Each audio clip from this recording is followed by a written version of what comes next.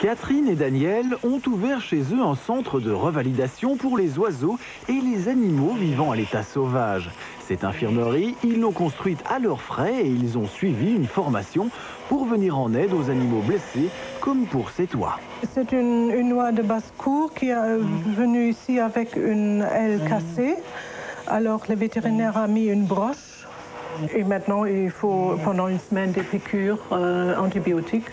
Et après, on va le lâcher derrière et comme ça, elle peut se remettre. Et elle volera certainement plus, même une oie de basse-cour ne doit pas nécessairement voler.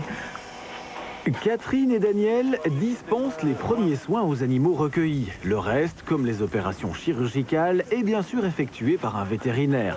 En hiver, il y a un peu moins de travail puisqu'il y a moins d'activité dans la nature. Ce n'est pas le cas des rapaces. Souvent fauchés par une voiture, ils sont soignés et réapprennent à voler dans ces cages d'envol. Ils sont peu approchés pour éviter de les habituer à l'homme en vue de les relâcher quand ils seront prêts. Des oiseaux pour lesquels Catherine a une affection particulière. Il faut les protéger parce qu'il y a de moins en moins à cause de notre environnement et il faut faire quelque chose pour eux. Plutôt, ils sont plus en péril que les chiens, par exemple, ou la basse-cour. Il faut les soigner.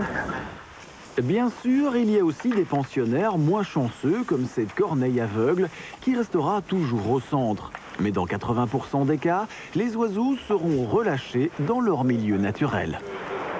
Et vous les gardez comme ça longtemps, les oiseaux? Non, je ne les garde pas longtemps, je les garde jusqu'à on voit qu'ils volent correctement.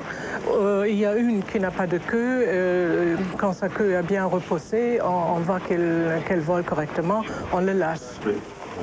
Outre petits pensionnaires classiques en cette saison, quelques hérissons blessés ou affamés. Pour passer l'hiver, ils ont besoin de toute leur force. Les hérissons trop maigres n'ont donc pas été relâchés et hibernent ici à point fermé. De temps en temps, ils quittent les bras de Morphée pour reprendre quelques forces. Ils seront relâchés au printemps dès qu'ils auront leur poids idéal.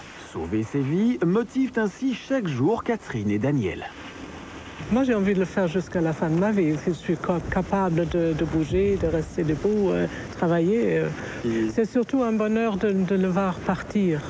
Une fois que vous avez réussi à le soigner correctement, il vole correctement. Et le plus grand bonheur est de le voir partir dans la nature. En 5 ans, plus de 2000 oiseaux sont arrivés au centre. Catherine et Daniel ont relâché 80% d'entre eux, et ce, tout à fait bénévolement.